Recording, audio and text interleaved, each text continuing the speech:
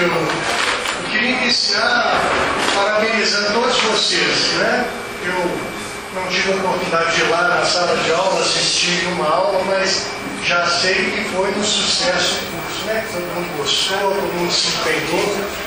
Então, as minhas primeiras palavras são de agradecimento ao IPEG por essa parceria. Esperamos que a gente possa dar continuidade à parceria, né? Estou agradecendo ao IPEG. E vou rapidamente passar a palavra ao professor Wilson Cano.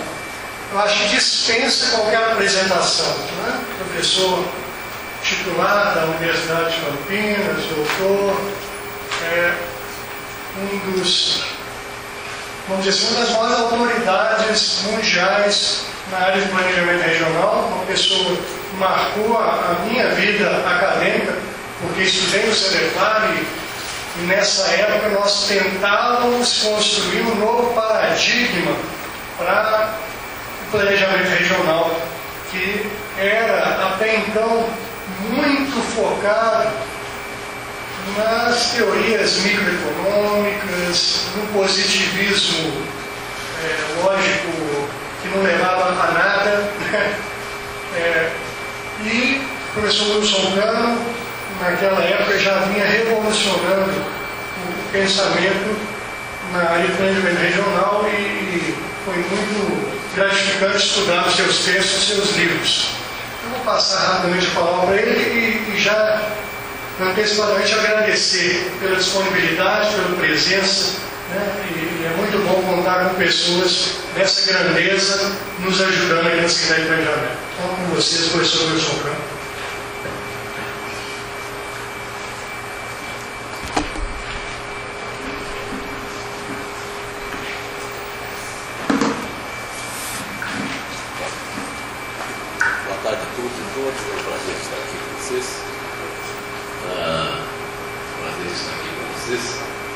Eu vou tentar fazer esse curto espaço de tempo que nós temos, e já fui advertido que o trânsito aqui em Belo Horizonte está pior do que São Paulo, e portanto a gente tem que me precaver, senão eu perco o avião. Mas eu vou tentar fazer um esforço de colocar as questões centrais do problema regional, incorporando as questões centrais do problema urbano. Só que o meu espaço territorial, evidentemente, é o espaço nacional. O espaço que vocês estão aqui preocupados e centrados com um outro espaço diferente, que é o recorte municipal. Mas, de qualquer forma, sempre é possível se fazer algumas mediações metodológicas e teóricas para se passar de um espaço maior para um espaço menor, embora nem sempre isso seja muito fácil e trivial. Eu havia dividido a minha exposição em três partes, uma meramente introdutória, e duas partes um pouco mais densas, que obedecem a uma determinada periodização. Não se assustem com o tamanho do tempo, porque eu vou tentar fazer um esforço de síntese para poder percorrer a maior parte desse tempo de uma maneira mais rápida. Mas este país tem uma data, digamos assim, um momento da sua história, que é um momento extremamente importante, talvez seja o mais relevante da nossa história, que é a crise de 29 e a Revolução de 30. Esses episódios são dois episódios marcantes que vão imprimir toda uma série de características dos processos de desenvolvimento econômico e social que este país teve. Mas tem que colocar algumas questões de como era a coisa antes de 29 e 30. O que era a economia desse país? A economia desse país ela era constituída de algumas células regionais exportadoras. Nós tínhamos o Nordeste, açucareiro e algodoeiro. Nós tínhamos um pouco do Rio de Janeiro, um pouco de Minas, Espírito Santo, São Paulo, exportando café. Tínhamos um pouco do Rio Grande do Sul, alguma coisa, muito pequena ainda, em matéria de carnes. Tivemos a Amazônia até 1912, com os negócios da borracha. Então, essas eram, digamos, as grandes células exportadoras do país e que tinham escassa comunicação entre elas. Então, era como se fossem economias nacionais, locadas geograficamente em pontos distantes do país, e que estavam quase que totalmente voltadas para fora. O grau de interrelacionamento entre algumas delas era uma coisa muito tênue, muito pequena. Ou seja, São Paulo e Rio de Janeiro compravam algodão e compravam um pouco de açúcar no Nordeste. Mas a coisa ficava mais ou menos limitada a isso, basicamente. Isso até 29 e 30. E até 29 e 30, graças ao Complexo Cafeiro, ao Paulista principalmente, que é o que mais vai se desenvolver, ocorreram transformações substanciais nesse território de São Paulo. Que transformações foram essas? Elas foram de várias ordens. Primeiro que é o café que vai instituir o trabalho livre. Ou seja, na verdade é o café que vai instituir o capitalismo no país. Ou seja, a cafeicultura paulista, depois de 1870, ela já vai se desenvolver em bases capitalistas, ou seja, em base de trabalho assalariado. E essa economia cafeeira, ela gerou excedentes muito grandes, lucros de fazendeiros, de comerciantes, etc. e tal, o que lhe possibilitou montar também uma grande infraestrutura de transportes, que foi a rede ferroviária paulista, que era basicamente uma rede privada, não era pública ainda. E não era pública porque justamente a ferrovia em São Paulo ela era altamente lucrativa. Por que ela era altamente lucrativa? Porque ela lidava com uma mercadoria altamente lucrativa que era o café. A ferrovia nordestina lidava com o algodão e com o açúcar, que eram dois produtos já decadentes do mercado internacional. Então a ferrovia nordestina não podia ser lucrativa como a paulista. Nem a fluminense não podia ser lucrativa, nem a gaúcha, ou a catarinense. Então as ferrovias de São Paulo elas vão ser um fenômeno muito particular e muito especial no desenvolvimento do complexo cafeeiro. Elas são as grandes desbravadoras do interior do estado de São Paulo. E elas vão montar uma coisa que só vai existir no estado de São Paulo, que é uma formidável rede urbana de cidades. Então, o complexo cafeeiro paulista, em que pese ter sido uma atividade rural, predominantemente rural, que produz café, ele tem também uma parte econômica e social extremamente importante, que não é rural, é urbana. Porque o café exigia uma pleia de serviços que tinham que ser prestados à cafeicultura, transporte, financiamento, armazenagem, etc. E tal. E a cafeicultura, portanto, ela vai possibilitar o surgimento de um mundo urbano extremamente importante. E nesse mundo urbano, o mundo urbano é um mundo quase mágico, porque você junta 3 pessoas num campo e elas querem tomar cafezinho, querem fazer um palpite de jogos de bicho, ou brigam e precisam da polícia para me apartar. Enfim, juntam-se pessoas no recinto urbano e elas automaticamente vão gerando e ampliando uma demanda por serviços extremamente diversificada.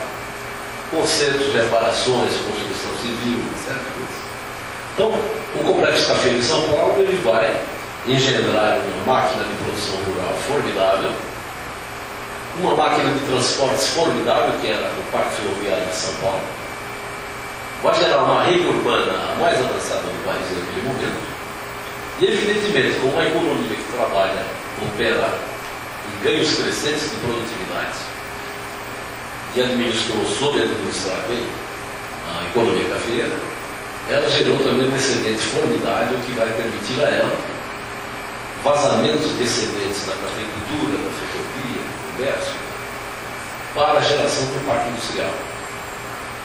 Esse é o segredo da industrialização de São Paulo, que já no início do século, ou seja, em 1919, já São Paulo vai deter quase 30% da produção industrial do Brasil. Só que era São Paulo conversando consigo mesmo. Um pouco de conversa com o Rio de Janeiro, um pouco de conversa com Minas Gerais. As conversas com Minas Gerais são muito misteriosas.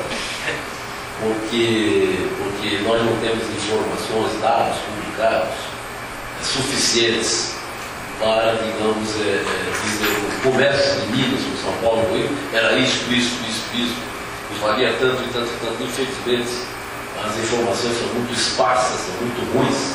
A gente sabe que havia esse relacionamento, obviamente, mas a gente não consegue quantificar isso, digamos, fazer um esboço de quantificação para isso. Mas o que eu quero chegar a um ponto é que, então, o Brasil era dotado dessas economias regionais separadas, que pouco tinham de contato entre si, muito pouco de manifestações. Esse era o verdadeiro milagre que nós conseguimos manter o nosso território, livre, no Brasil. E 1929 e 1930 vai ser um marco divisório, né? Um divisor de águas profundo na nossa história e na nossa economia. O que era a urbanização até 30?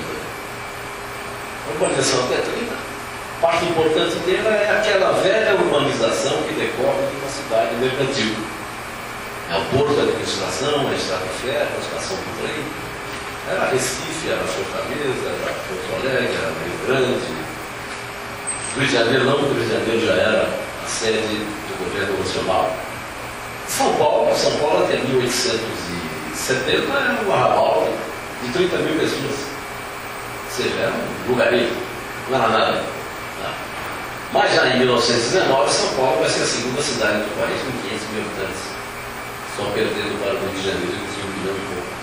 Então, a urbanização vai se desenvolvendo e, evidentemente, onde havia um maior excedente econômico, colocando uma outra linguagem, mas onde havia dinheiro, onde havia lucros que pudessem ser reconvertidos na forma de capital, essas coisas frutificavam ou em indústria e frutificavam também em termos de urbanização. Essa urbanização ia se manifestando dessa forma. 29 e 30 era um divisor de águas. Era um divisor de águas porque o que era a economia desse país? Era uma economia primária exportadora, era uma economia liberal, era uma economia que adotava o libertarianismo como pressuposto teórico e político. Tá? E só que em 29 e 30 o que ocorre? Ocorre a crise mais severa que o capitalismo havia sofrido até então. É uma depressão profunda, foi uma depressão longa, tá? E que arrasou por cerca de 60% do valor das nossas exportações. Então, o Brasil, mas não só o Brasil, a América Latina como um todo, levou um tombo terrível de redução de 60% do valor das suas exportações. Então, nós passamos a ser um país de liberdades cambiais, de livre cambismo, de liberdade de importações, passamos a ser um país que tinha privações. Simplesmente porque o sujeito que sentou na cadeira número 1, em 29, tinha uma gaveta cheia de dólares, ele podia dar dólares para importar vinho italiano, para importar tecido italiano, para importar sapato alemão, móvel italiano, máquina americana, máquina química alemã. Os dólares que o café, a borracha, o pão, o suco gelado, nós podíamos financiar as nossas importações, em geral, importações de bens de consumo.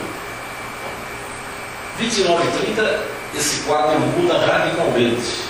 Muda radicalmente porque as exportações encolheram violentamente. Então não é possível fazer milagres quando o nosso santo é fraco. Tá? Quando o santo é forte, você pode tentar algum milagre mais interessante. Mas quando ele é fraco, coitado, ele não consegue pagar, ou seja, não havia como pagar a conta do liberalismo anterior. Ou seja, a gaveta de dólares agora estava pela metade, mas a fila dos que queriam importar sapato alemão, móvel italiano, casemira inglesa, uísque, aquilo, máquinas para os industriais, aquela fila continuava do mesmo tamanho. Então o que sucede? Sucede que você não pode mais continuar no sistema liberal quando ocorre um fenômeno dessa natureza. Então, não importa quem foi sentar na cadeira número 1. Importa que ele se defrontaria com esse tipo de problema. E ele teria uma das duas atitudes a tomar. Ou ele diria, como muitos países da América Latina disseram, ele diria, olha, essa crise vai passar. Mentira. vamos deixar isso daqui correr assim mesmo, e eu não vou tomar nenhuma atitude. Os importadores que se virem entre eles, que briguem, que lutem pelo dólar, o dólar vai subir um pouco. Mas essa crise vai passar. Nós vamos voltar de novo a exportar muito café, vai entrar de novo mais dólar e vamos continuar com a nossa farra de importações ali fim. Outros países, entretanto, num número extremamente reduzido, mais especificamente o Brasil, pioneiramente, o México, em seguida, e a Argentina, no terceiro momento, esses três países, que depois foram secundados por outros, esses três países resolveram tomar uma atitude. Eles fizeram uma reflexão, entenderam que a condição deles era que simplesmente de exportadores de banana, de carne barata, de algodão, de açúcar, de café, de cacau, de milho, essas coisas todas, e que éramos obrigados a importar produtos industriais, e que essa situação de crise, na verdade, ela não dava nenhuma demonstração de que ela seria passageira, como de fato não foi. Abrindo parênteses, a crise de 29, na verdade, ela se estende até 37. E depois de 37, ela só se extingue, a crise, graças à Segunda Guerra Mundial, pelo envolvimento na produção e no consumo armamentista, a montagem de exércitos nacionais, essa coisa toda. O gasto militar cresceu tremendamente. É ele que vai acabar com a crise e não a economia. Bom, então, esses três casos do Brasil, de uma maneira pioneira, eles resolveram enfrentar a situação. Bom, em primeiro lugar, é impossível você continuar sendo liberal se você não tem na gaveta os dólares para atender aos seus demandantes. Não, pelo contrário, você vai ter que ser um agente público que vai restringir essas demandas. Você vai colocar sobre a mesa, na agenda política, uma palavra que até então estava fora. Chama-se priorização. Eu tenho poucos dólares na gaveta. Eu tenho que priorizar o uso desses dólares. Então, tomar vinho italiano ou comprar sapato alemão não era prioritário. Naquele momento era prioritário continuar comprando máquinas para colocar as indústrias, importar produtos químicos que nós não tínhamos para poder manter as indústrias funcionando. Enfim, importar as coisas que eram absolutamente essenciais para o funcionamento da nossa economia e para o nosso crescimento. Então, essas atitudes progressistas foram tomadas já em 31, 32, elas vão crescer, vão se multiplicar e vão se diversificar. É exatamente neste ponto que estão nascendo os novos estados nacionais latino-americanos. Novos por quê? Porque o antigo Estado Nacional era um Estado liberal. Era um Estado que estava conversando com o resto do mundo e não com o resto do seu país. Era um Estado luso-camista. Era um Estado que, indústria para ele, não tinha nenhuma relevância muito importante. Porque ele achava que o natural, o progresso, o bom, o necessário, o útil era exportar banana, café, algodão, açúcar, etc. Então, essas reações desses três países foram reações extremamente importantes. Importantes porque aí você ligou o motor da industrialização. Ou seja, a nossa industrialização, na verdade, ela nasce a partir desse momento histórico. Ou seja, a partir do momento em que você inventa um Estado Nacional, que ele é capaz de identificar os grandes problemas do país, que ele fixa algumas metas fundamentais, ou seja, ele fixa alguns objetivos nacionais, e a industrialização, sem dúvida nenhuma, passou a ser o objetivo central daquele país chamado Brasil de 1930. Tá? E a partir daí, evidentemente, esse Estado vai se moldando, vai se especializando, vai inventando um corpo técnico de funcionários públicos que não existia. Não existia economista público. Não existia planejador. Essas coisas foram sendo fabricadas. À medida que você precisou pensar no aço, você acabou montando 3 ou 4 sujeitos que entendiam um pouco de aço, e eles transformaram os planejadores da indústria de aço. Isso ocorreu por todos os segmentos industriais. na esfera do governo. Você foi criando, portanto, uma burocracia técnica, né, de alto valor, como aqui tivemos, e, portanto, o sistema de planejamento nacional, por mais incipiente que ele tenha sido antes de 64, incipiente, contudo, ele foi adquirindo uma experiência notável da coisa pública.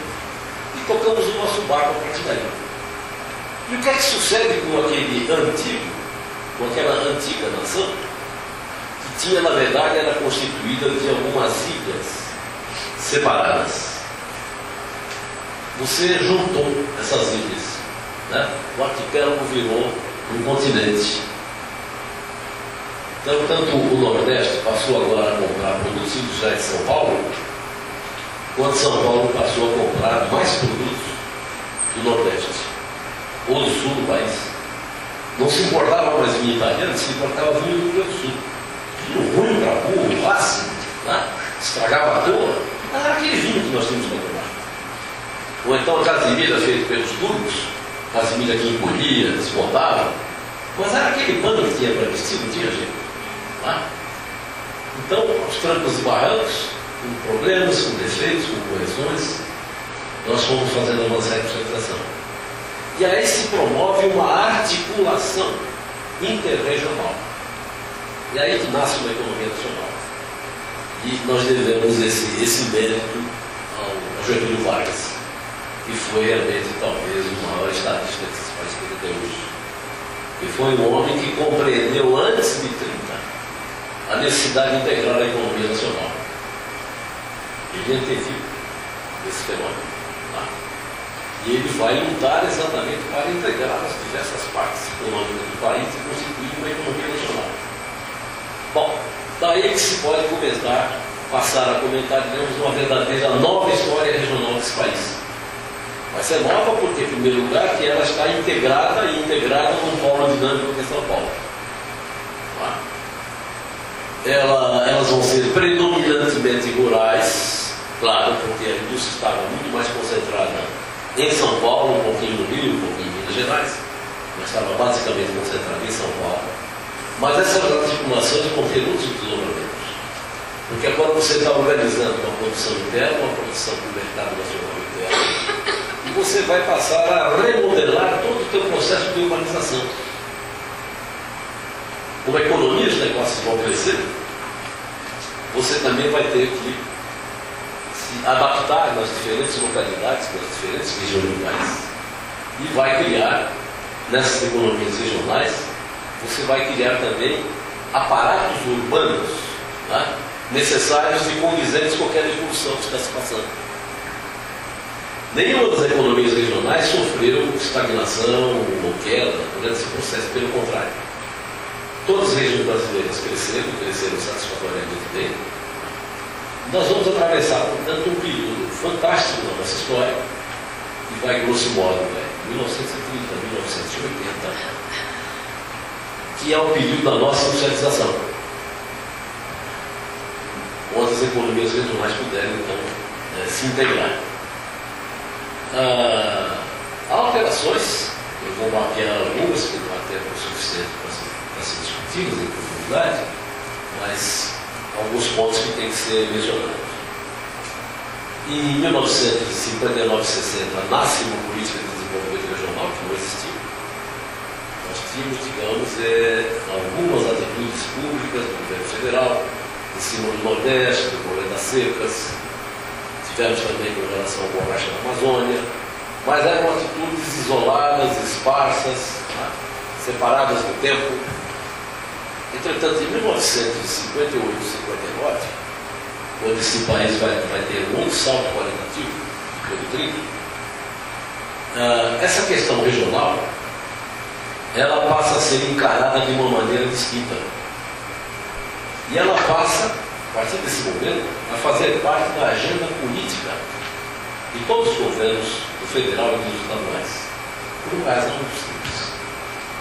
Esse país se conhecia muito mal. Inclusive, em São Paulo não tinha nordestino. Chamavam-se baianos. Né? Tudo que era lá de cima era chamado baiano. Baiano. Não se tinha muita noção dessas coisas.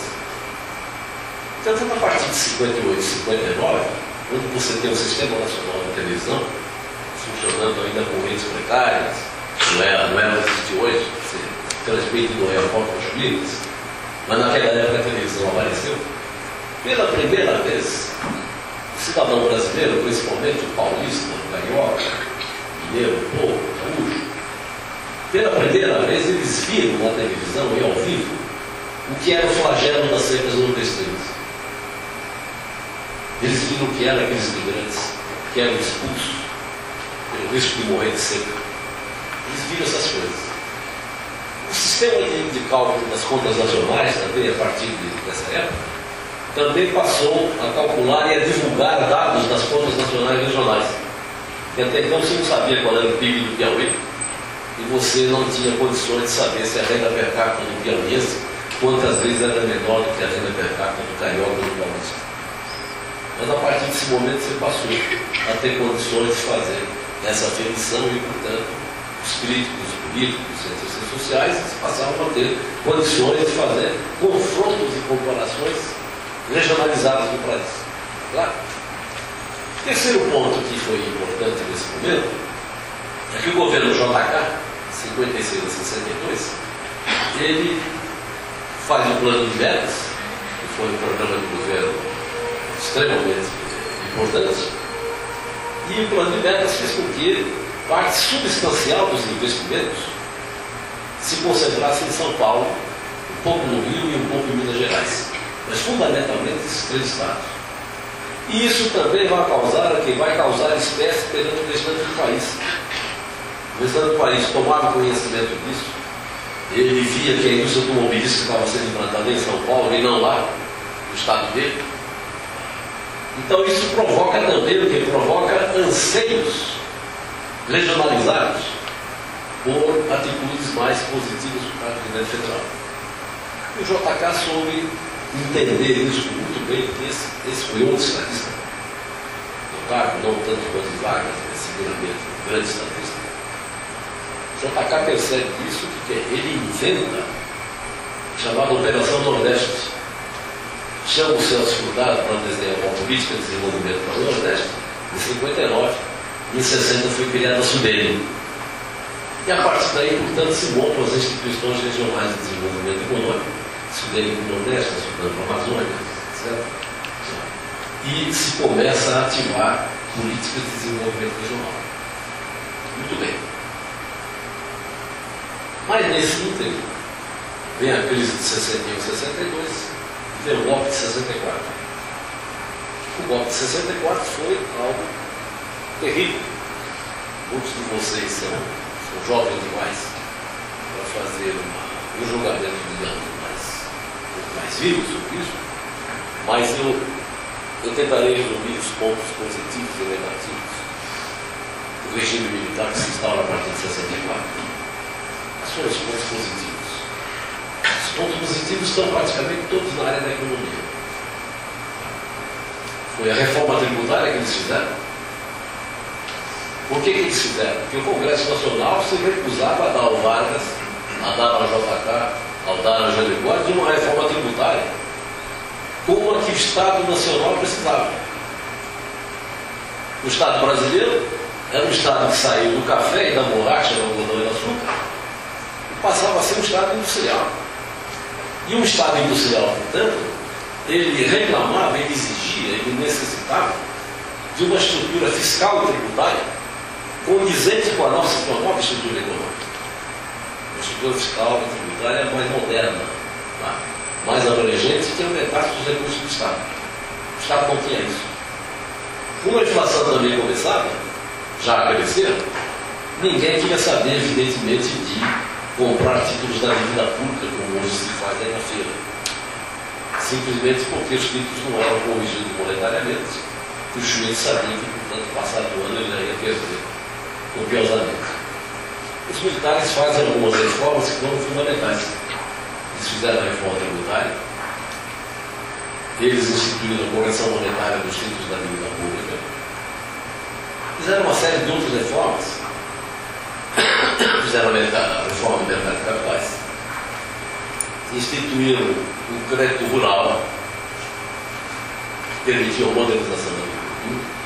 Então, esses fatos são positivos e são importantes. E são esses fatos que vão permitir o quê? Vão permitir a retomada do crescimento que foi da crise de 67. Vão permitir a retomada. Contudo, o regime militar, politicamente, era um regime complicado. Porque uma ditadura se mantém durante alguns anos. Passados esses alguns anos, essa ditadura ela se mantém, ou ela consegue cooptar a maior parte das estruturas de poder da nação, ou ela tem que ser uma ditadura draconiana, terrorista, porque senão ela não permanece, ela não mantém a sua estrutura de poder. Os militares conseguiram cooptar. De que maneira eles vão cooptar? Quando eles fazem a reforma tributária, eles recentralizam a receita fiscal ao nome do governo federal. Com isso ele fez com que os governos estaduais e municipais tivessem que ir a Brasília, chapéu na mão, se quisessem ver algum. Ele centraliza a fiscalidade, com isso ele centraliza o poder. E aí a computação é todo mundo fica na arena. Todo mundo vira do partido político do governo. Por causa, evidentemente, dessa recentralização. Como o Nordeste havia se fortalecido, e os governadores haviam se fortalecido com a instituição da SUDENE, o governo militar começa a fazer a chamada política do salame. O que é a política do salame? A política do salame é que eu vou fatiando o salame e vou tornando ele um pouco mais relutível. O que eles fazem? Eles começam a tirar recursos que antes eram dirigidos exclusivamente à região Nordeste e começam a dividir esse bolo. Primeiro eles dão metade para a Amazônia, já dividem o bolo em dois. Depois eles inventam incentivo fiscal para reflorestamento, incentivo fiscal para pesca, incentivo fiscal para turismo, incentivo fiscal para a indústria aeronáutica, incentivo fiscal para o mercado de capitais. E com isso eles vão triturando e vão tornando cada vez menor o montante de recursos que os governadores do Nordeste podiam ter. Então, a computação e a centralização do governo se torna ainda mais fácil. E como que num arremedo de encontrar uma grande saída nacional, o que é que vai fazer o presidente Médici em 71? Ele vai ao Nordeste, chora dentro da seca, pega o mapa do Brasil e traça. Eu estou falando exatamente assim. Traçou a lápis reta que saía de Picos do Piauí e que atravessava toda a Amazônia. E o objetivo ali não era aumentar a estrutura do país. Na verdade, se não tinha nada para transportar de lá para cá. O objetivo ali era, na verdade, tentar com isso abrir uma frente de colonização e de imigração de nordestinos para lá. Mas, no fundo, era tentar se livrar do problema de nordestinos em excesso demandando empregos e tentar jogá-los na Amazônia numa política de colonização. Isso, evidentemente, não deu certo, não deu tão certo quanto eles imaginavam. Bom, por uma série de outras razões, que eu não tenho tempo para discutir aqui, mas simplesmente dizer a economia não é algo tão mecânico assim, que eu programe numa máquina e que eu saiba automaticamente todos os passos que a economia vai ter nos próximos 10 ou 20 ou 30 anos. Isso é mentira. Trabalho de cartomantes. Simplesmente por quê? Se trata de uma economia capitalista. Toda economia capitalista, e essa digamos assim, é a alma do capitalismo, uma economia altamente conservadora. A economia capitalista concentra não só em poucas mãos humanas, senão todo mundo seria capitalista, todo mundo seria empresário. Mas basta que vocês olhem as comunas sociais e vão ver que alguns são empresários. A maioria são trabalhadores de alguns empresários, ela é fortemente concentradora na mão de pessoas, ou em determinadas indústrias, ou em determinados setores, e em determinados territórios. Alguns territórios, por uma série de razões históricas, geográficas, etc., eles propiciam uma concentração maior de capital do que outros territórios. Por exemplo, São Paulo, vis-a-vis o Rio Grande do Norte. São Paulo, vis-a-vis mesmo Minas Gerais. Possibilidade maior. Mas, enfim, o capital se concentra em determinadas áreas. E esse processo de concentração do capital, ele não é neutro, não é trivial. E ele traz, portanto, no seu próprio bojo, na sua própria dinâmica de concentração, ele traz os problemas da crise. Ou seja, o capitalismo não é, em hipótese alguma, algo unilinear. O capitalismo é uma trajetória de altos e baixos. O capitalismo é ciclotímico. Esses altos e baixos podem ser de curto prazo, de médio prazo, de longo prazo, podem ser severos, podem ser ligeiros e passageiros, mas de qualquer forma ele é ciclotímico. Então, não posso pensar numa reta, num comportamento linear. Então vem a crise. Crise é um período muito desagradável para o político, porque na crise eu não tenho emprego para dar para os meus amigos, não tenho emprego para dar para os meus deputados, não tenho dinheiro para dar para os governadores, não tenho dinheiro para dar para os prefeitos, não tenho dinheiro para nada. Porque crise é crise. E aí, evidentemente, o que acontece? Acontece que em períodos de crise, o Estado vira a gerir. A gerir na música do Chico Buarque, que aliás não é do Chico Buarque, mas vira a gerir. Então todo mundo joga merda no gerir. O motivo é se ajustar, antes um Estado drástico, mas que consertava um conjunto que cooptava os agentes políticos daquele país, os governadores, os prefeitos. Esse Estado se vê, de repente, numa situação de um franco antagonismo com relação a eles.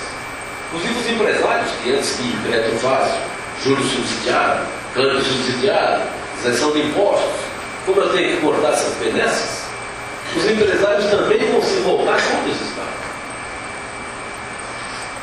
Esse é o segredinho da queda da ditadura militar no Brasil, que é um fenômeno que vai surgir exatamente no final dos anos 70.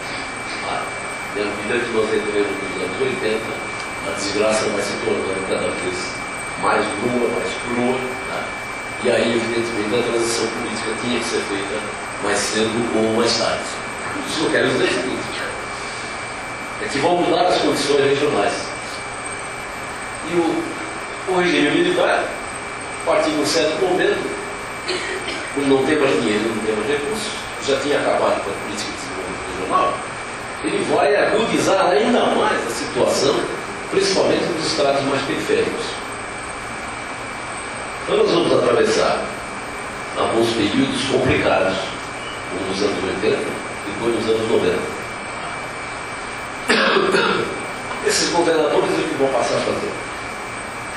Não tinham recursos, porque os milicos tinham descentralizado a receita fiscal no momento. Depois, com a abertura política e com a instalação do neoliberalismo a partir da Constituição de 88, o que é que vai suceder com eles? Vai suceder que o governo federal vai exigir dos estados e dos municípios uma renegociação das dívidas públicas estaduais e municipais. Isso vai ser feito em 93 e 95. E é uma atitude política federal em que os governadores e os prefeitos são encontrados no parede. Ou seja, eles são obrigados a aceitar as regras do jogo de uma renegociação, são obrigados a aceitar uma lei que é a lei de responsabilidade fiscal, que é complicada. E de novo, embora agora na democracia, não está mais no regime militar, de novo eles vão ter que levar o chapéu para buscar dinheiro em Brasília. Porque eles vão continuar sem dinheiro, evidentemente, ou com a caixa muito baixa. Ou seja, o problema fiscal vai, na verdade, permanecer em outro nível.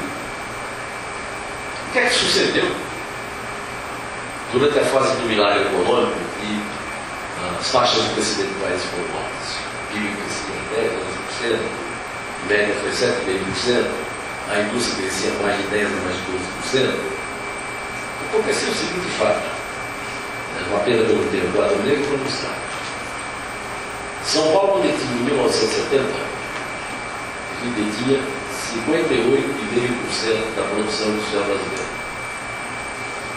E, portanto, o restante do Brasil detinha 41,5%. Se eu olhar o censo de 80, no censo de 80, os 58 de São Paulo caíram para 53 e qualquer coisa. E, portanto, o restante do Brasil subiu de 41 para 46 qualquer coisa. E os menos avisados? Uma mudança muito pouca, insignificante.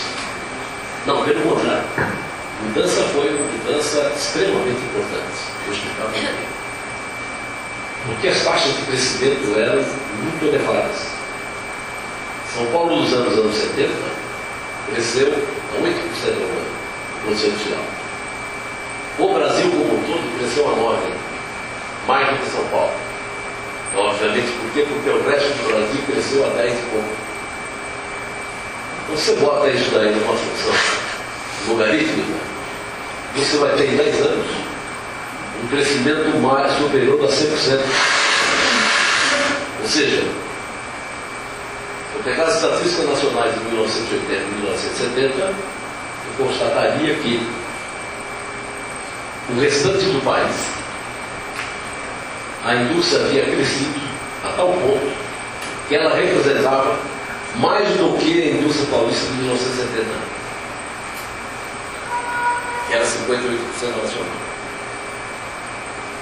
Então, o que é que sucedeu nesse período? Nesse período sucedeu uma coisa que eu chamo de desconcentração produtiva virtuosa. Por que virtuosa? Porque todo mundo cresceu. Todo mundo cresceu.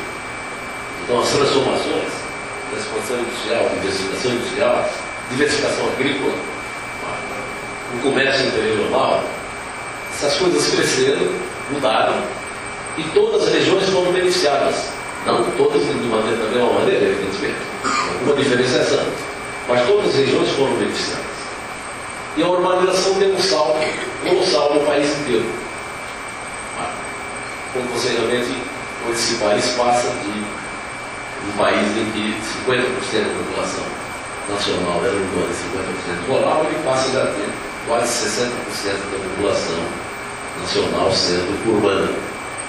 Hoje tem 85, 87, uma cifra mais ou menos desse tamanho. Então, eu quero chamar a atenção. Essa é uma questão que o problema da recentralização continua sendo o mesmo, muito embora nós estejamos vivendo uma democracia, um regime aberto, não um regime fechado, e, portanto, permanece o problema da fiscalidade e do financiamento dos públicos, dos governos estaduais e municipais. Ele permanece. E permanece, só que é um outro nível, e é um nível mais complexo e que deixa a gente com a cabeça mais perplexa ainda. Uma coisa é ter um fenômeno desse quando a carga tributária do país era de 25%. Outra coisa é eu ter esse fenômeno quando a carga tributária do país é de 35%. Porque aí eu me pergunto, mas caramba, se a carga tributária aumentou 10% do PIB, subiu de 25% para 35%, por que esses estados continuam a ter as mesmas restrições? Por que não? Daí é um fenômeno que decorre da instalação das políticas de corte neoliberais, que se dão a partir de 90, e que, resumidamente, elas podem ser sintetizadas nos seguintes pontos. Primeiro, se fez uma abertura comercial, se rebaixando, extinguindo tarifas de importação, liberalizando importações. Segundo, se fez uma desregulamentação dos movimentos internacionais de capitais, a desvalorização financeira. Se fez privatizações em larga escala no Estado Nacional. Se encolheu muitos órgãos públicos, principalmente na ordem do planejamento econômico, que o planejamento foi jogado na esquina, na rua do Zé. E para conciliar essas políticas de abertura com o problema da inflação, que a inflação era elevada nos 90, se mudam as regras do jogo da política de estabilização. A política de estabilização vai ter, agora no câmbio, ela vai ter a sua chamada âncora. Ou seja, o Estado Nacional vai passar deliberadamente para ter o quê? Para ter um câmbio valorizado. E com um câmbio crescentemente valorizado, eu vou baratear todas as importações e vou obrigar o produtor nacional a obedecer esses preços externos. Então ele não vai poder continuar remarcando preços, elevando os preços, de acordo com a sua vontade, com a sua necessidade e objetivo. Porque eu demarquei uma política cambial, que é o farol, e que limita a possibilidade dessa indústria continuar praticando outros preços. Então, eu vou submeter o grosso das decisões nacionais, econômicas nacionais, eu vou submeter a uma política que é uma verdadeira camisa de força política macroeconômica, que é um câmbio extremamente barato, o real valorizado, uma taxa de juros elevada e uma restrição de crédito. Essas três peças funcionaram, grosso modo, até 2006, 2007. Elas só começam a ter, digamos, um certo abrandamento, algumas delas, um certo abrandamento, depois de 2006, 2007. Nós vamos começar a ter um abrandamento, então vocês estão vendo nos jornais tentativas da presidência, baixar a taxa de juros, o Banco Central fechando um pouco os olhos, deixando o dólar subir um pouco, o dólar passou a 50 coisas, enfim. Algumas coisas que são melhorias, são atitudes positivas, mas são atitudes ainda muito pequenas, muito tímidas em relação ao que será necessário fazer. Eu quero chamar a atenção aqui, diante dessa magreza de recursos fiscais e financeiros na ordem dos estados, estaduais e municipais, chamada guerra fiscal, que dava apenas seus primeiros passos, a guerra fiscal se estende nacionalmente praticamente a todos os estados nacionais. Todos os estados do país praticamente passam a praticar a guerra fiscal. A guerra fiscal é algo muito cruel. Não está gostando da minha cabeça.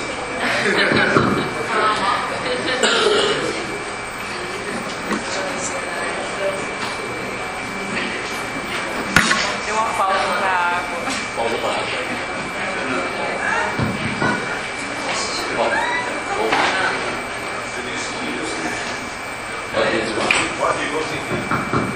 Pode continuar? Pode. A guerra fiscal, por que eu critico a guerra fiscal? Para cada governador isolado, digamos assim, a tábua de salvação dele. Ele chama os empresários privados e diz: olha, eu vou te dar isenção do ICMS, vou te financiar barato, vou te dar crédito subsidiário, desde que você venha para cá fazer um investimento aqui no meu estado. Só que, na medida em que vários estados, ou os principais estados, que eles pratiquem a guerra fiscal se transforma, na verdade, em um leilão privado. O empresário privado escolhendo onde lhe dão mais. Então, essas escolhas, evidentemente, você não tem nenhuma priorização sobre elas. Você não tem nenhuma análise qualitativa sobre a necessidade ou objetividade daquele investimento que se fazer ali e naquele momento. Não tem nada.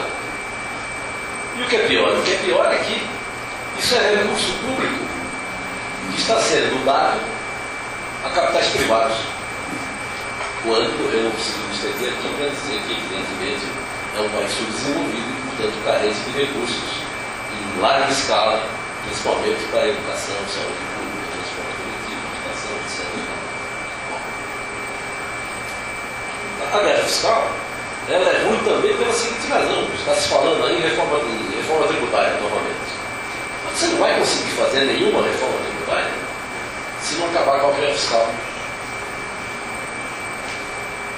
Para acabar com a guerra fiscal, você tem que construir um novo pacto político federativo, que não é nada fácil, pelo contrário. Então nós estamos encalacrados com uma situação de difícil solução, mas que vai ter que marchar para uma solução, porque a guerra fiscal já atingiu um nível de muita intranquilidade e um nível que já superou, tá? Da paciência de vários estados. São Paulo se meteu na guerra fiscal também. Por quê? Como o governo federal não toma nenhuma providência, então São Paulo também se lançou na guerra fiscal. Também está praticando guerra fiscal. Então todos estão praticando guerra fiscal. E o capital privado, evidentemente, está gostoso de dar gargalhadas, porque quanto mais guerra fiscal, mais ele ganha com isso. Só que tem um outro lado, um quarto ponto ruim da guerra fiscal, que é o seguinte: o capital se move em direção ao lucro. Isso aqui é o melhor lucro que vai se mover para cá. Em condições de normalidade, ali dá um melhor lucro, por quê? Porque ali ou existem economias externas melhores, ou existe uma mão de obra mais qualificada, ou existe uma infraestrutura melhor, mais adequada, ou está próximo disso ou próximo daquilo. Em outras regiões onde nada disso existe, evidentemente que a lucratividade desse meio capital vai ser menor. Então, a guerra fiscal é um meio de você artificialmente alterar as rentabilidades do capital. Só que quando você faz isso, você quebra ou obstaculiza determinadas relações técnicas inerentes à industrialização, que é o conceito de complexo industrial, que é o conceito de cadeias produtivas, em que há um grau de interdependência técnica em determinados segmentos de uma mesma indústria. E só através do uso dessa interdependência técnica é que você pode absorver da melhor maneira possível economias externas e economias de escala. A guerra fiscal dinamita isso. Acaba com isso. Então, um dos problemas que nós estamos vivendo hoje, nesse país, que muitos ainda não querem acreditar, ou se fingem de morto, dizem, não é bem assim. O problema da desindustrialização. Que está ocorrendo nesse país. O peso da indústria de transformação no PIB, nos anos 80, era de 33%. Hoje é de 15,8%. Caiu a metade. Das nossas exportações, 60% delas chegaram a ser de produtos manufaturados. Hoje é apenas 36%. Eu podia ficar citando aqui vários exemplos, várias relações e parâmetros, mostrando claramente a perda de posição do setor industrial. Ora, acontece que a importância do setor industrial não é um problema de uma paixão minha, de uma idiosincrasia minha ou de um economista. Não é isso. É que não há nenhum país do mundo que se desenvolveu, que não tenha se desenvolvido através da industrialização. A industrialização é a questão sine qua non. Ela que permite essas articulações espaciais da que eu me referi, da coisa regional, e é ela que vai permitir também o quê? Uma forma distinta e mais progressista de urbanização. Que ela vai dar uma dinamicidade maior para o processo de urbanização do país. Coisa que sem a industrialização você não tem. Eu estava vendo essa semana o movimento de ocupação de trabalhadores no país, entre os censos de 2000 e 2010. E o que é que estava? Uma coisa que eu fiquei horrorizado. A ocupação de pessoas aumentou 20 milhões de pessoas a mais entre 2000 e 2010. Só que as classes que ganham de 0 a 2 salários mínimos, chamado grosso da tropa, quase 60% da força de trabalho, esses aumentaram em 23,5 milhões. Ou seja, vocês comecem a procurar quem pagou o pato. Quem pagou o pato foram todos aqueles que ganhavam acima de 2 salários mínimos. Uns mais, outros menos. Ou seja, você ampliou o emprego, mas ampliou o emprego na base da pirâmide.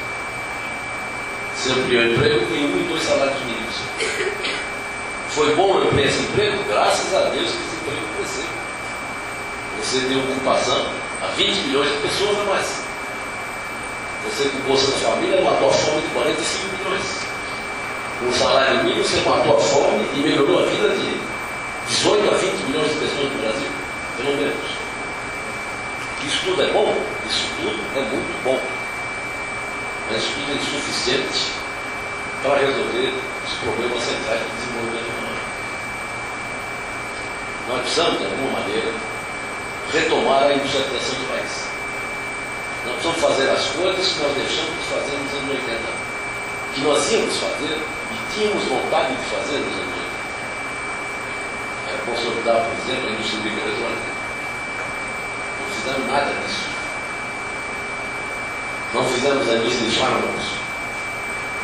Nós precisamos fazer essa indústria de fármacos. Então nós temos que retomar.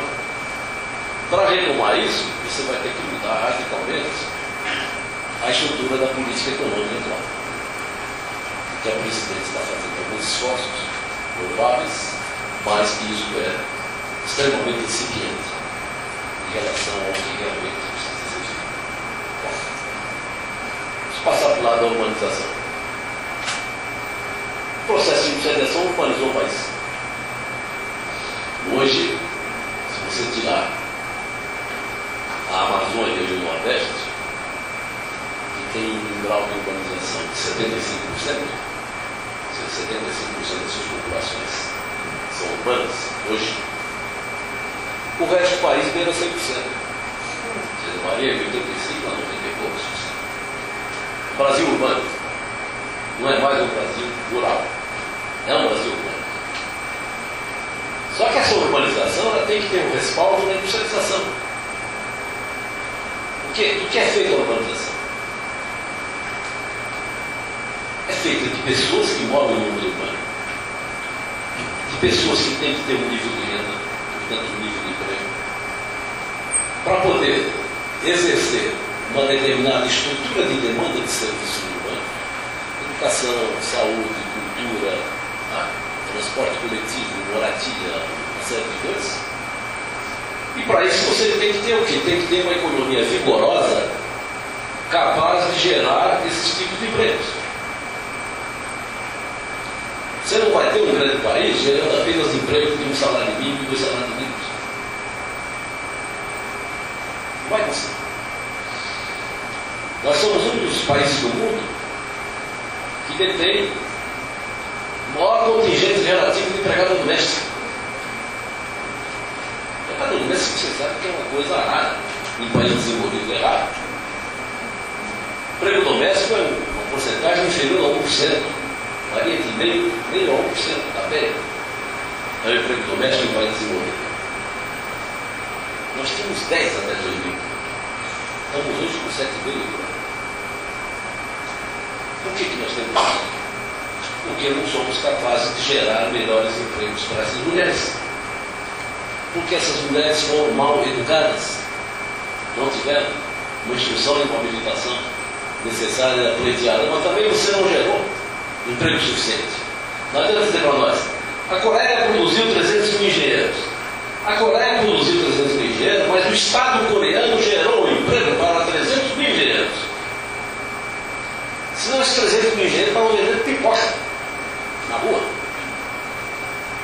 E não fabricando produtos industriais complexos. Isso é um impasse importante que tem que ser pensado. A urbanização tem outro lado trágico.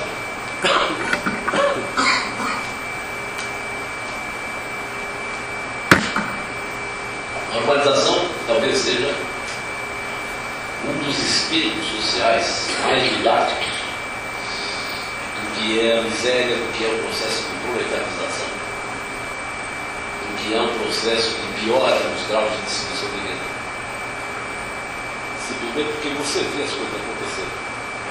Você ficasse olhando como era o Brasil urbano de 40, 50, 60, 70, 80, 90, 2010, vocês iam observar as transformações urbanas.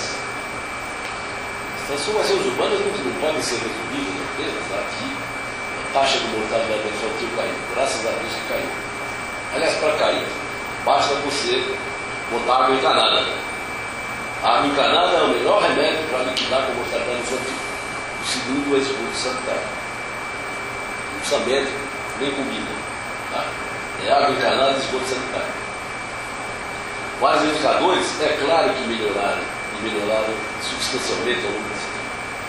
Mas porque a urbanização em si, ele é um processo muito perverso. Porque, qual é a imagem do urbano que você pode fixar? A partir de um certo momento, você tem um lineamento urbano e as pessoas moram mais ou menos perto de um centro de corpo. A partir do momento, entretanto, que aquele mundo urbano cresce, mais pessoas têm entrado no mundo urbano. Por exemplo, o fenômeno migratório possa afetar aquele mundo urbano, aquela cidade que nós estamos vivendo, você vai ter uma inchação urbana.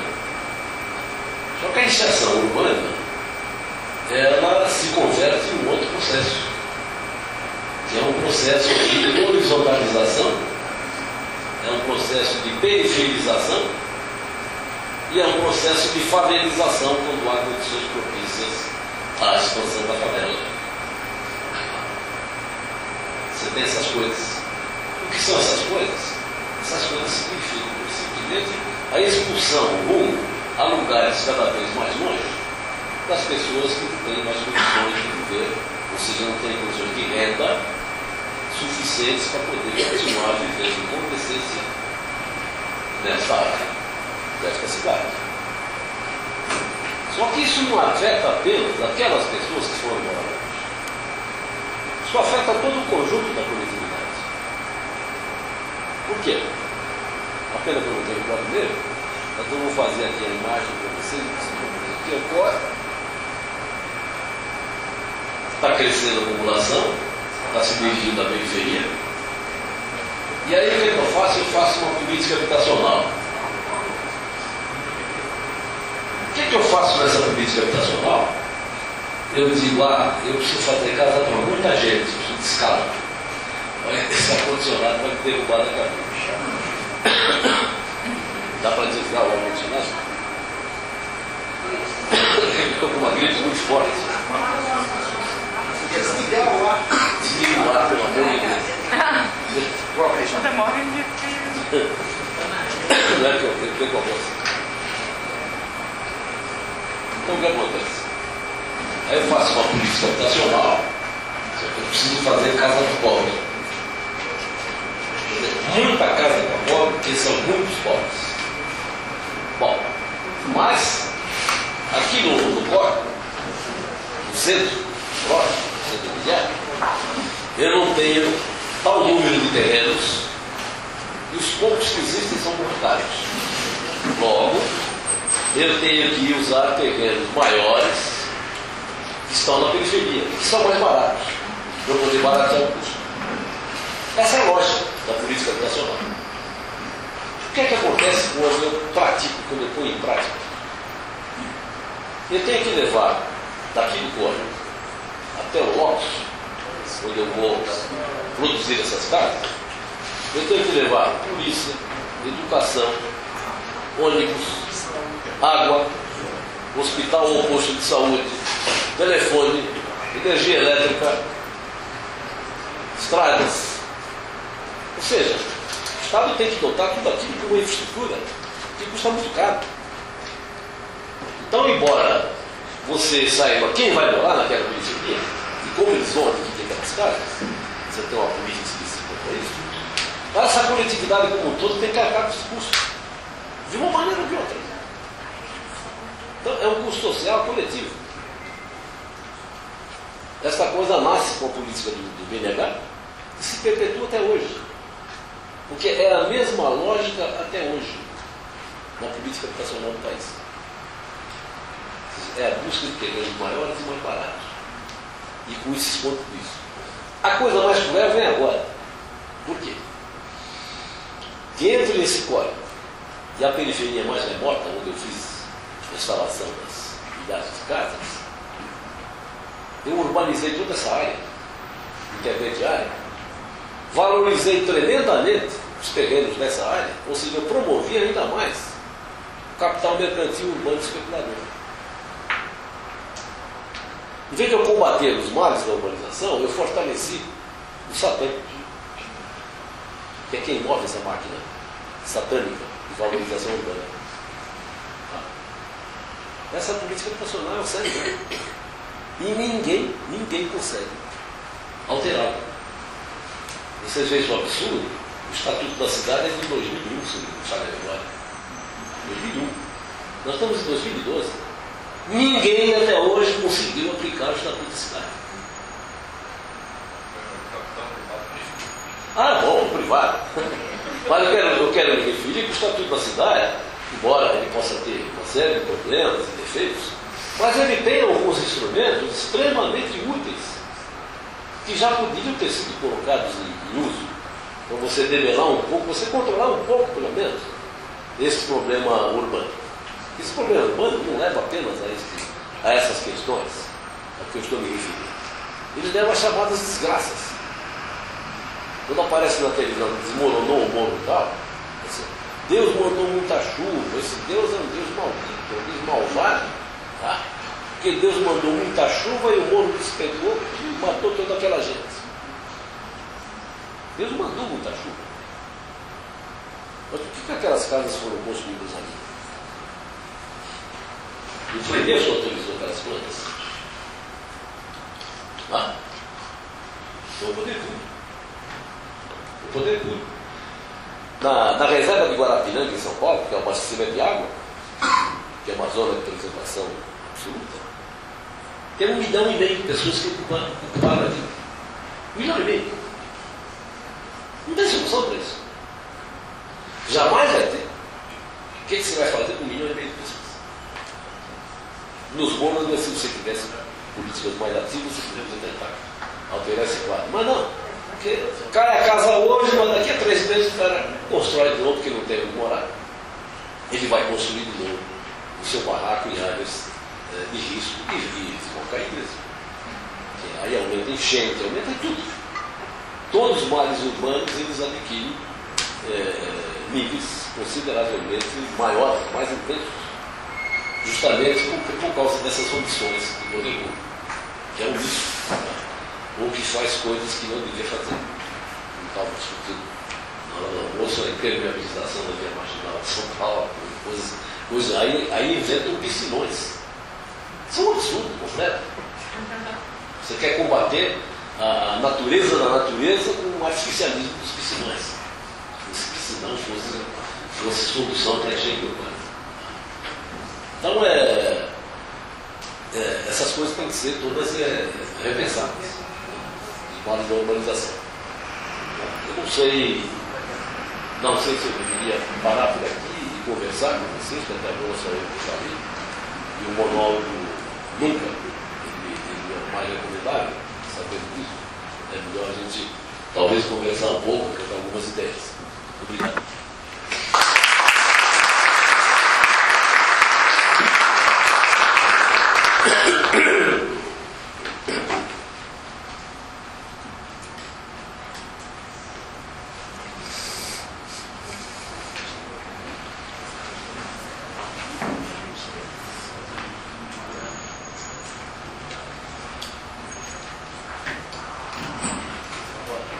A palavra está franqueada.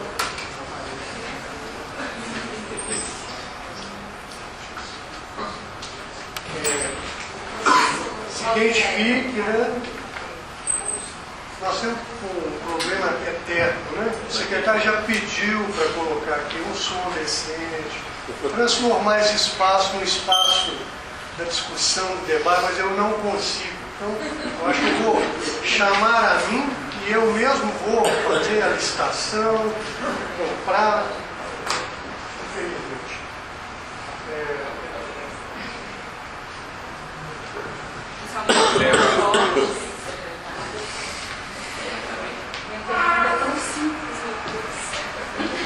Bom, boa tarde, meu nome é Claudineia, eu sou analista de política públicas aqui da Secretaria de Planejamento. Eu gostaria que o professor Cano aprofundasse um pouco mais por que nós não conseguimos, nós, Estado, né, poder público, aplicar o Estatuto da Cidade com seus instrumentos, no sentido de minimizar essa retenção imobiliária que de fato a gente fica assustado, né, com os efeitos perversos mesmo das nossas próprias políticas públicas, né? Queria que você aprofundasse um pouquinho, porque eu acho que isso é muito importante para a gente de Belo Horizonte. Obrigada. Alguma outra pergunta?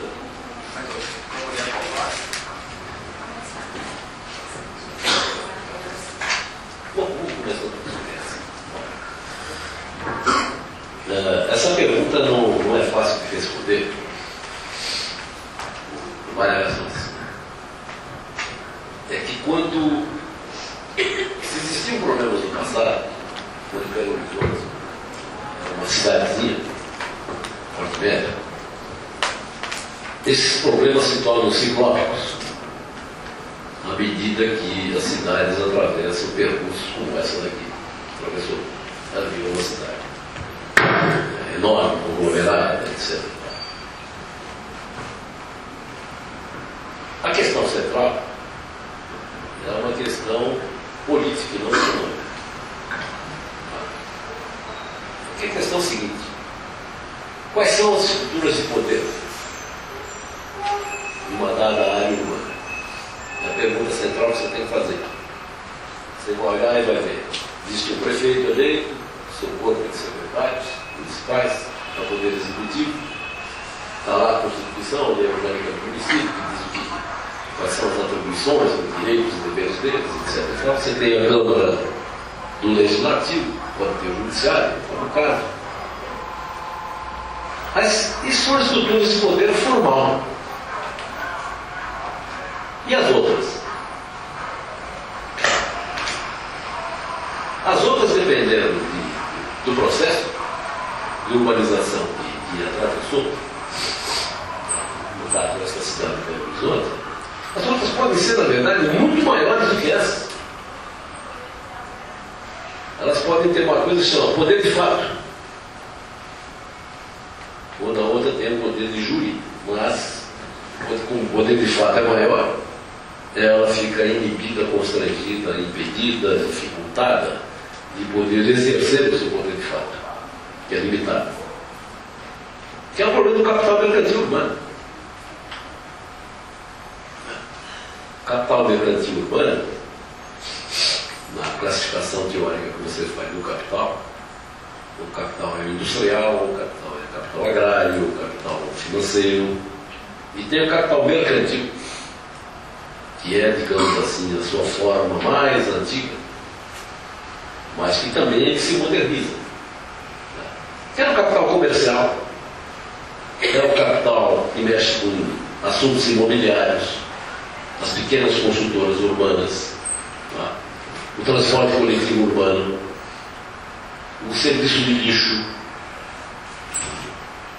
Tudo isso são atividades que foram gradativamente passando para a órbita privada. Eu não sei como era Belo Horizonte quando foi inventada, mas sei como era São Paulo na minha juventude. Tá? A água e esgoto era um serviço público, era construído pelo setor público. A Prefeitura de São Paulo não contratava uma empresa para botar água na minha rua. Era a Prefeitura que fazia isso. Só que gradativamente o que vai acontecendo? Vai acontecendo que sobre os argumentos de que o Estado é um mau administrador, o Estado é ruim, é ineficiente, gasta muito, rouba muito, faz pouco, não sei o quê, você vai gradativamente tirando atividades que antes eram exercidas pelo Estado e vai passando para a órbita privada. Bem, você poderia fazer tudo isso se, e somente se, você tivesse um aparato político, institucional, capaz de exercer uma fiscalização séria e responsável sobre a execução desse serviço, sobre os seus preços, a qualidade do serviço, etc. e tal. Só que você não tem nada disso. Quando eu fui ajudar o falecido Toninho na prefeitura de Campinas, que foi assassinado, quando eu fui lá, nós encontramos coisas do Arco da Velha. Por exemplo, o aterro sanitário, não tinha balança para pesar um caminhão. Entendeu? O caminhão passava ali onde devia ter a balança, que não estava funcionando, tantos quilos.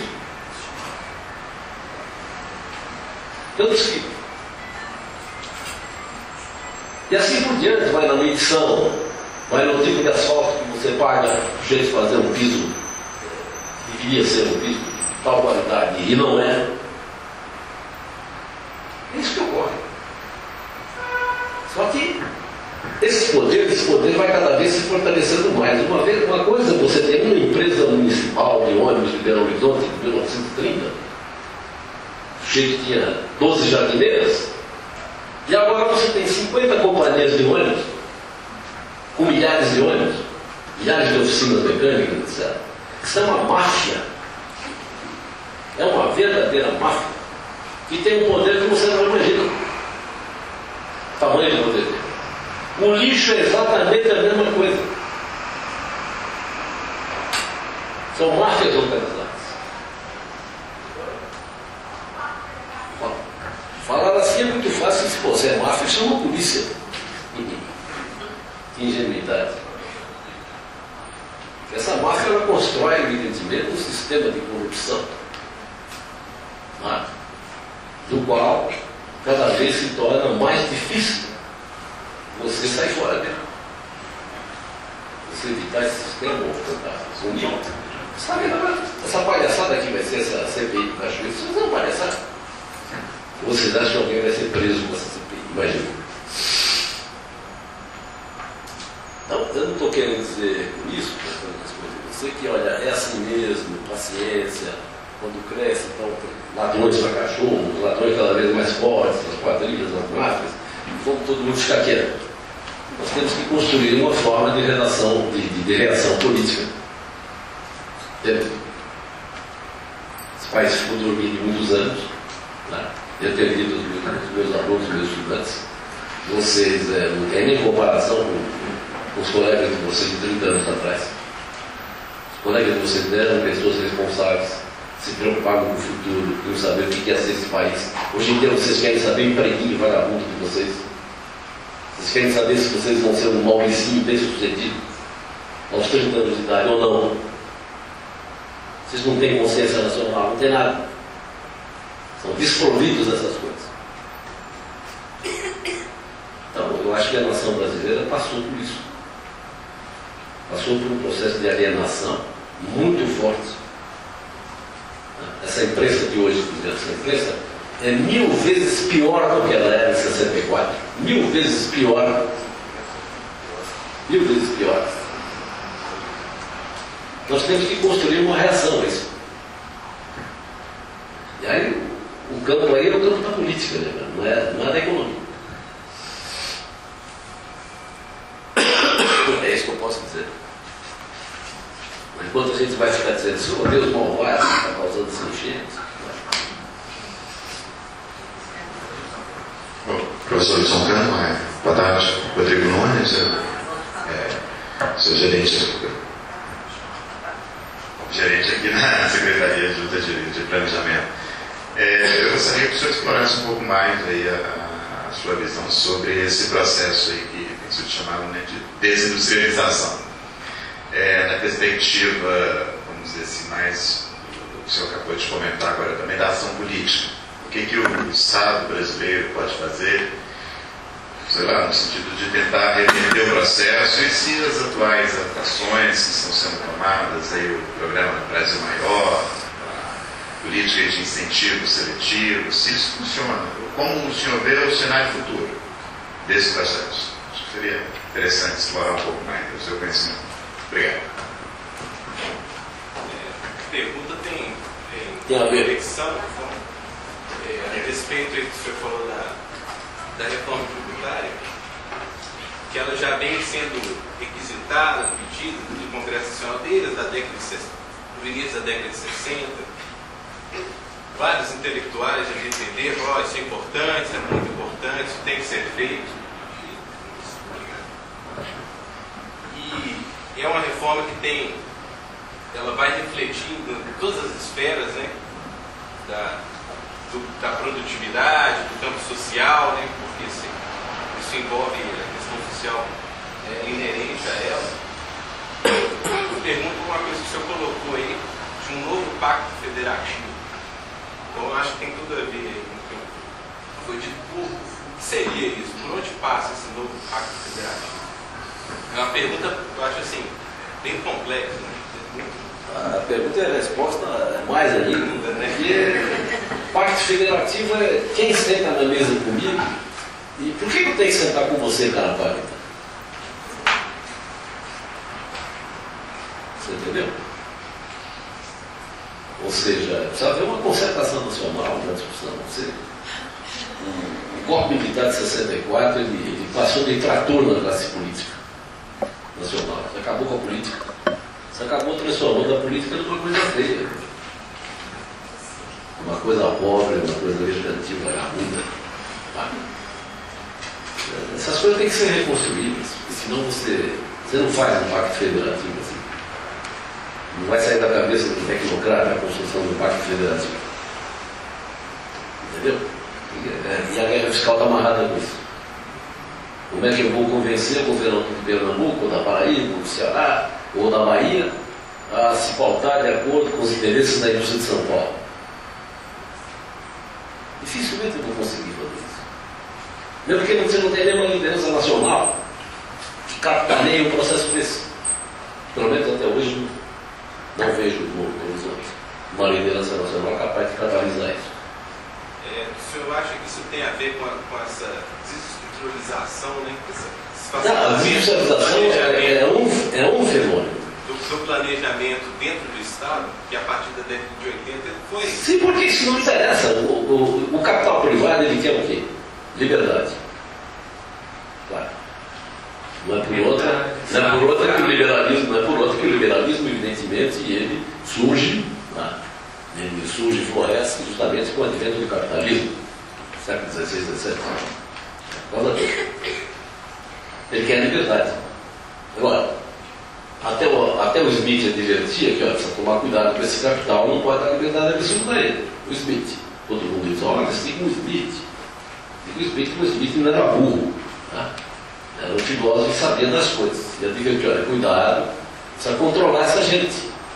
Senão eles vão fazer coisas do arco da velha. Não é claro? Então você tem que pôr limites. Tem que pôr regras. E essas regras foram abandonadas. Essa é a questão. O caso da desindustrialização que ele está chamando a atenção. Eu coloquei até, se você entrar no site do Instituto de Economia da Unicamp, tem um artigo meu, texto para discussão sobre isso. É que a industrialização, precocemente, ela vai sendo diminuído o escopo dela, diminuído a participação dela, perdão. Olha, isso é uma coisa anacrônica. Por que é anacrônica? Porque o que foi a industrialização para a Alemanha, Japão, Estados Unidos, a França, esses países desenvolvidos? Foi um processo de transformação da produção, que antes eram feitas com mãos, com ferramentas incipientes, que isso foi maquinizado. E foi através desse processo que você conseguiu acelerar a introjeção de conhecimento técnico e de progresso técnico para a sociedade. Foi a industrialização que modernizou a agricultura, não a agricultura que modernizou a industrialização. Foi a industrialização que inventou adubo químico, trator, colheitadeira. Não foi a agricultura que inventou essas máquinas. E se eu quero produzir, gerar empregos bons no setor de serviços da economia, eu tenho que fazer avançar a industrialização e gerar, portanto, demandas de empregos de serviços técnicos, serviços auxiliares, etc. e tal, para servir a uma industrialização. E só através dessa industrialização é que um país pode ter a pretensão de ser um país mais desenvolvido, de ser um país menos desigual, de ser um país um pouco mais igualitário, um pouco mais avançado em relação aos demais. Essa é a questão. Então, eu não vou me alongar dizendo detalhes sobre isso. Se vocês quiserem, vocês podem consultar esse artigo que eu escrevi no site do Instituto de Economia, onde lá eu explico uma série de relações econômicas mostrando como eu estou vendo. Por quê? Explicando muito brevemente. Se você olhar há 10 anos atrás, os países mais desenvolvidos, eles tinham no PIB a indústria que fazia aproximadamente 40% do PIB. A agricultura era 5% e os serviços 55%. Só que são serviços avançados e modernos. Não é serviço de camelô, não é serviço de empregada doméstica, não é serviço de segurança privada. Este país tem o maior exército do mundo de segurança privada, por exemplo. Então, com o processo de desenvolvimento econômico que avança, essa indústria continua a crescer, essa agricultura continua a crescer, etc. Mas a demanda por serviços ela vai tendo uma extraordinária diversificação. Seu pai talvez lia uma revista, você talvez lia 3, e o seu filho vai querer ler 5.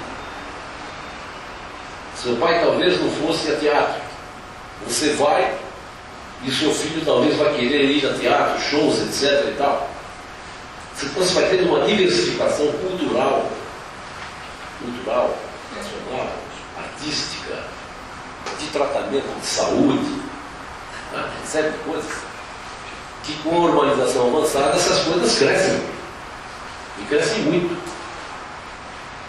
E aí o que acontece? Aí você vai, 10 anos depois, vai ver o peso da indústria baixou. Não é mais 40% do PIB, suponhamos, é 25%. E o setor terciário é 70%, 60%, sei lá o que. Só que aquela indústria não baixou nem deixou de fabricar determinadas coisas. É que a sociedade se diversificou ainda mais, cresceu e evoluiu ainda mais, e a produção de serviço é uma produção muito mais modernizada e muito mais diversificada. Não é o que ocorre aqui.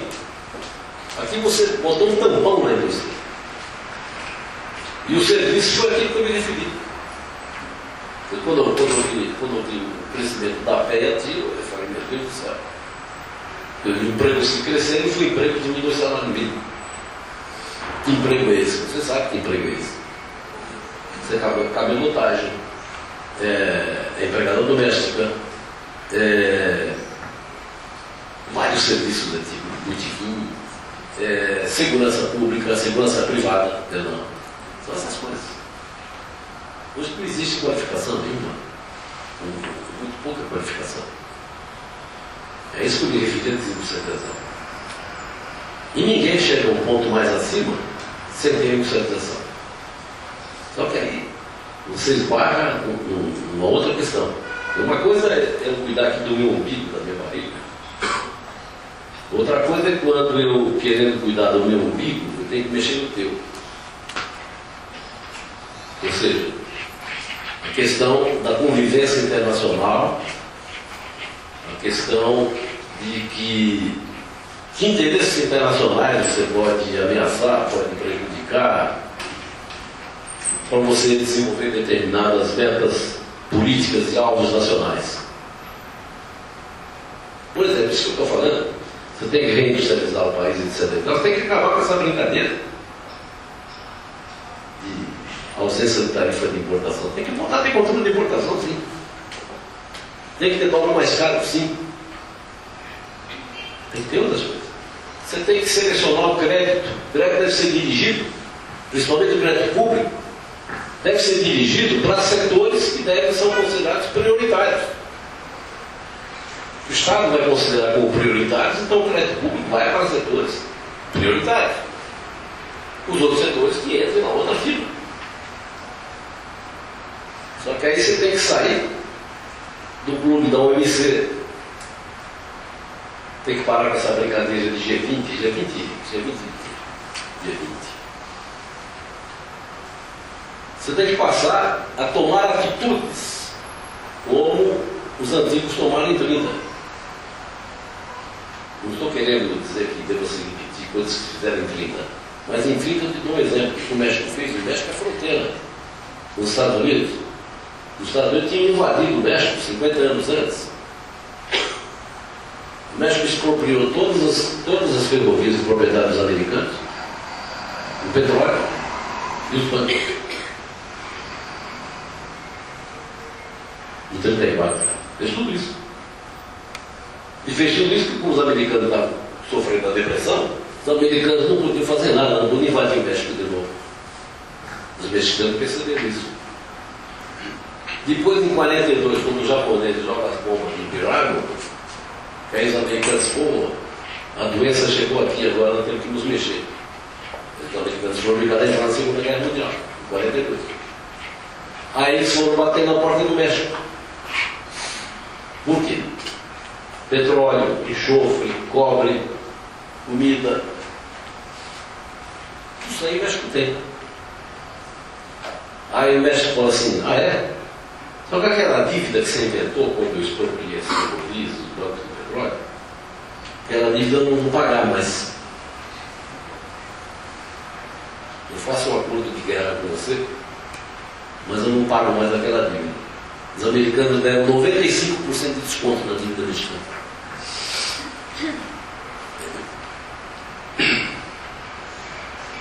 Mas isso são circunstâncias históricas que não se reproduzem todas as semanas, em todos os lugares. Mas parece que você precisa ter um estadista sentado no lugar certo para usar as oportunidades que a história lhe confere. Todo mundo fala da China hoje, China, não sei o quê, olha. A China abriu os mercados, olha que maravilha que está a China virou liberal. Quem diz essas coisas é tremendamente ingênuo e ignorante, ou é mau caráter. A China se preparou com a Revolução Chinesa de 49, ela ficou de 49 a 79, preparando todo o terreno para as reformas chinesas. Foi toda a preparação que o Mao Tse Tung fez, de infraestrutura, de educação, de povo, de saúde pública. Tudo isso foi feito numa revolução. Não foi feito por um liberal que em 79 tomou o poder na China. Portanto, eles vendem o peixe. Olha a China liberou o quê? E nessa liberalização financeira que houve, o que acontece? Onde está a chave do cofre? A chave do cofre chama-se conta de capital do balanço do pagamento. O que é que significa isso?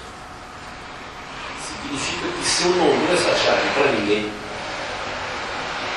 a chave do balanço da conta de capital, ninguém pode entrar ou sair deste país com 1 centavo de moeda internacional sem autorizar. Ninguém. Quem faz a política cambial do país sou eu. Não é o dólar. Sou eu que faço. Não que isso seja um artificialismo que eu possa fazer qualquer coisa que deva vender. Não se trata disso. Porque tem lá as suas regras. Se trata disso. Mas o que eu quero advertir é isso. Ou eu tenho controle nacional sobre o processo de tomada de decisões, ou eu não tenho. Se eu não tenho, muito o que discutir aqui. Tem alguma pergunta?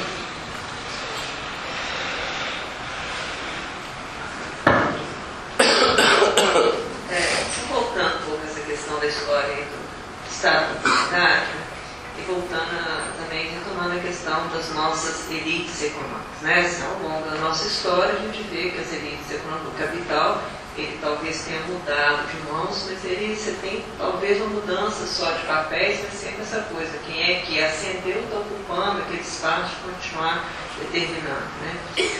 E hoje, assim, a gente vê que a gente precisa de uma reforma fiscal, mas para a gente fazer reforma fiscal a gente precisa de um novo pacto federativo. Um novo pacto federativo, a gente precisa de uma reforma política, né?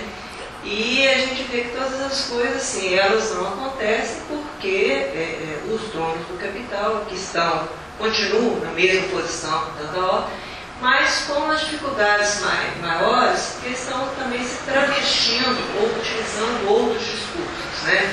Eu vejo toda essa discussão agora do Código Florestal, né? Eu acho até difícil a gente falar, a gente tomar uma posição, porque a coisa ficou tão complexa, tão complicada, né? Você, até, assim, você não consegue, você não tem mais aquela separação, né, de quem é o bonzinho, de quem que é o errado, né? Enquanto você tem uma preocupação em regularizar os poceiros para que eles possam continuar produzindo, porque você tem aqueles que estão se aproveitando dessa situação e na verdade esses poceiros são laranjas de descer. E aí também na questão urbana, né? Assim, a gente tem todos os instrumentos do Estatuto da Cidade que vieram, Belo Horizonte incorporou isso na sua legislação, mas você tem um detalhamento complicado, demorado de se fazer, enquanto isso assim, a gente tem terrenos imensos, assim, regiões imensas em Belo Horizonte que estão sendo assim, congeladas, né, assim, à espera de uma regulamentação, e tudo isso fica complicado porque você não consegue uma articulação política para se aprovar aquilo que é de interesse, né? Então a gente tem, seja no Congresso Nacional, seja nas câmaras municipais, né, um jogo político muito complicado. Tudo que você vai querer aprovar que seja de interesse, você tem que negociar, você tem que barganhar, você tem que pagar com outros preços, né? E aí, né, assim, qual que é a esperança? Né? É a gente continuar fortalecendo os instrumentos de controle, né, por parte da população. Qual que é a esperança que o senhor pode usar? Que tarefa dura, hein, professor? O santo aqui não sou eu.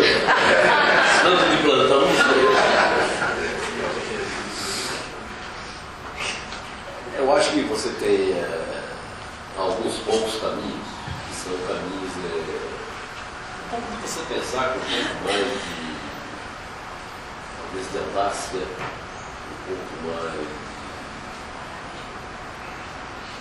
difícil achar adjetivos, não importa. Acho que você tem alguns esquemas que você podia avançar. Acho que o próprio Estatuto da Cidade está cheio de coisas boas, é muito modesto, no meu gosto. Mas tem coisas ali que você podia melhorar um pouco. Eu podia instituir uma bolsa municipal de imóveis. Isso é difícil, o aparato legislativo é um pouco mais difícil. Mas que você desse o direito do proprietário,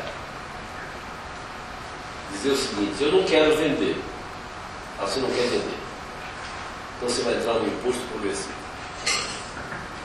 Não, eu quero vender. O senhor quer vender? Então faça uma declaração e o senhor coloque o seu lote como um ativo disponível nessa bolsa de imóveis. Quando o senhor vai vender, você vai ter que montar aí o sistema de levantamento de preços urbanos, ver quanto o mercado pagaria, estaria disposto a pagar aquele lote. E o lote daquele cidadão está colocado em oferta. Se aparecer alguém, ele é obrigado a vender. Como a apreensão está, uma apreensão, digamos assim, no próprio setor privado, o cara é obrigado a vender.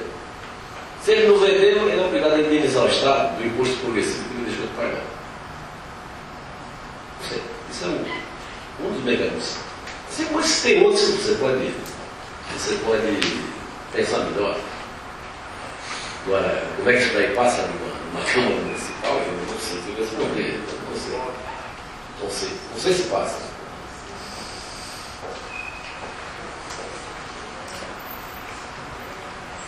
Essas coisas são muito difíceis, principalmente se você quer fugir de cair em algo como um engajamento moral, essas coisas que pode ter fim. Tem que trabalhar junto, né? Você não tem um caminho, né? Você tem que formar uma consciência que está trabalhando junto. Claro. Só que a gente, nesse meio tempo, a gente teve um processo. Tem que começar dentro da própria prefeitura. Então, os métodos de trabalho, de sugestão, de fiscalização, de uma série de coisas. Vou mostrar o serviço que tem de casa.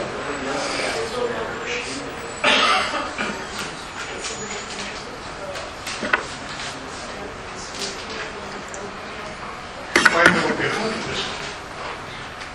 Eu queria só pedir ao professor para que ele deixasse para nós aqui uma agenda municipal. O que é que uma prefeitura como Belo Horizonte, uma cidade que é uma metrópole regional, né?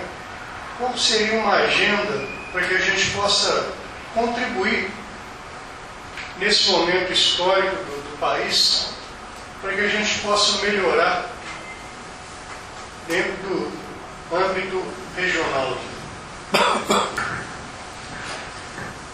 Olha, eu não sou autor dessas façanhas e nem vou vender, fazer propaganda do PT. Eu fui do partido de vários anos, eu saí do partido. E certamente outros partidos políticos que não, o PT também devem ter as suas histórias, as suas criatividades. Eu cheguei até na Unicamp a juntar caixa de papelão de experiências municipais, principalmente em Porto Alegre, de Diadema, dentro de outra cidade. Mas eles fizeram coisas muito baratas, coisas praticamente sem demandar recursos financeiros. Vocês olha que invenção genial. O cara numa cidade operária inventou a feira noturna. Feira noturna, ele não gastou um centavo com isso. Não tirou um tostão do bolso. Só que ele possibilitou os trabalhadores daquela cidade fazer a compra à noite. Pô, ele descobriu a lâmpada. Descobriu a lâmpada. E assim, moça, eu vi várias formas. Agora, são formas pequenas, são formas modestas e não atingem, evidentemente, o âmago das questões que nós estamos aqui discutindo. Essa briga aqui é uma briga mais embaixo, que é a briga do enfrentamento com o capital mercantil urbano, essa coisa toda. É uma coisa muito mais complicada. Então, eu acho que existe já um acervo no Brasil desses últimos 25 anos de várias experiências de criatividade. Eu estou vendo até os tucanos em Campinas querem fazer usamento participativo. Eles recriminavam o usamento participativo, essa coisa de barbeadeiro, não sei o que. Agora estão querendo fazer, estão prometendo na campanha deles fazer o orçamento participativo. Sinal que não é tão ruim assim, né? Enfim, eu acho que vocês têm experiências. Tem outras aí que eu acho que, em alguns escritos que eu faço, eu estou até editando um livro sobre a coisa urbana, mas que eu escrevi nos anos 80, coisas antigas. Mas é engraçado, são coisas antigas, mas estão aí, né? Continuam na esquina, escutando a gente, não. Mas tem várias outras coisas que você pode pensar. E algumas dessas coisas, inclusive, você não é um enfrentamento tão violento com o capital humano. Porque, veja bem, você não vai ganhar a luta com ele. Você não vai dobrar o capital e escravizar os seus desígnios. Você pode chegar a uma certa concertação, alguns acordos, etc. e tal, palatáveis e tal. Por que fazer vilas BNH na periferia? Explica para mim. Por quê? Por que você não tenta fazer uma coisa vertical e aproveitar a infraestrutura que existe próxima ao centro, etc. Por que não fazer isso? Por exemplo, o capital mercantil não vai dizer não para você. Ele gosta de fazer prédio também. não mora em Amores pelo bairro tal ou outro bairro. Ele mora em Amores pela taxa de lucro dele. Você pagando ele, dando lucro dele, vai da casa onde você quer.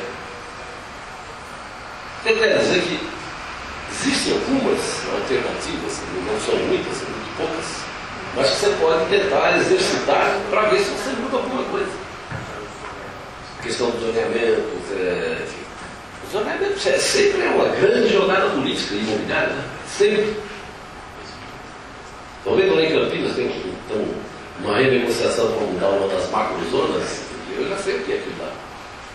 É aquela grande imobiliária roça, que está com sócio americano, que quer injetar dentro de uma fazenda uma cidade de 50 mil pessoas. Vai acabar fazendo. 50 mil. Vai acabar fazendo. Então, eu não saberia lhe dar nenhuma agenda, mesmo porque, embora se faça urbano, mas evidentemente cada cidade tem as suas especificidades, a sua história, enfim, as suas circunstâncias. Portanto, são vocês que estão aqui que tem que cansar no tipo de doença que vocês sofrem. Né? Mas acho que nós temos que usar, desprender um pouco de bolo para conseguir. E até onde a gente pode ir? Antes de jogar a toalha no chão, ver até onde pode ir. E agora a saída não é nem o aeroporto, fica difícil, né? Melhor.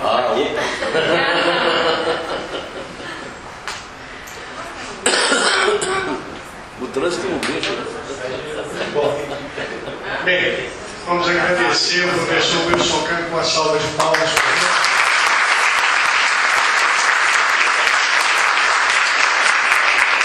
Essa aula magna, né? Muito bem dada, maravilhosa, né? Um passeio pela história do Brasil. Né? A gente encerra o curso de macroeconomia e desenvolvimento regional. Né? Eu quero lembrar vocês que vocês têm uma monografia para ser escrita.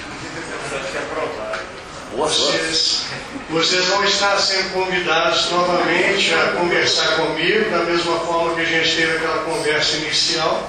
Né? Vou pedir aí o Fernando, né? Luiz, você não precisa de um aluno. Para organizar essa reunião daqui a uns 15, 20 dias, aí eu queria ouvir de vocês o que vocês estão pensando em fazer, como é que o curso refletiu no dia a dia de vocês. E eu espero honestamente que o IPEA continue sendo nosso parceiro, sabe, professor? Da mesma forma que o senhor lembrou aí, nós temos no país hoje uma carência enorme, né?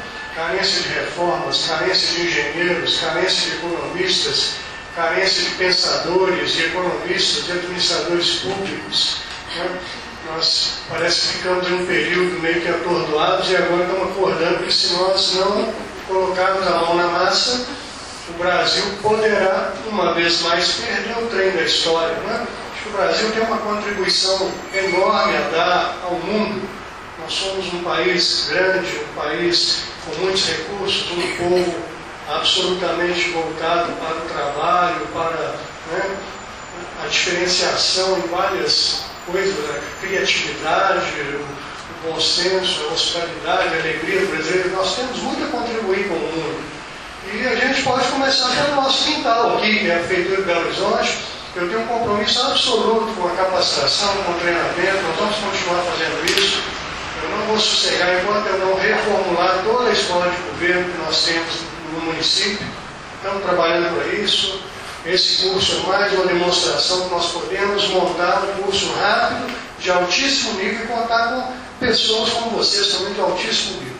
Então, quero agradecer imensamente o professor Wilson Kahn por vir encerrar esse curso, agradecer o IPEA, né? E agradecer a vocês e vamos marcar a nossa reunião aí de trabalho dentro dos 15, 20 dias, tá bom? Muito obrigado. Você quer falar? Não, é só para lembrar que a turma tem que tirar foto com o conferência. Tem a famosa foto com o professor. E depois tem um cafezinho. Ok?